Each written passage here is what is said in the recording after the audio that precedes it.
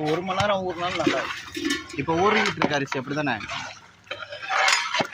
கறி அரை வேக்காடு ஆயிடுச்சுல, உங்களுக்கு பார்த்தாவே தெரியும்.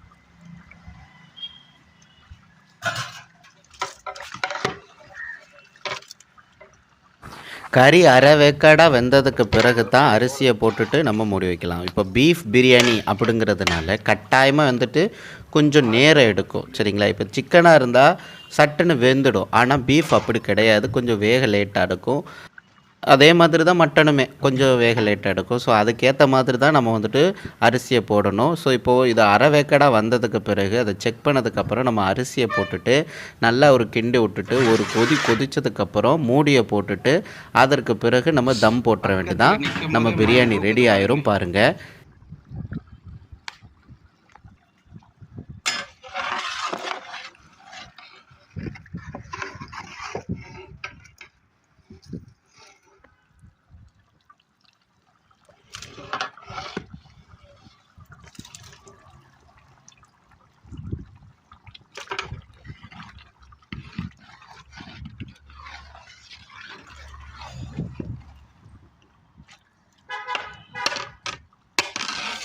இன்னும் எவ்வளோ நேரம் ஆகும்?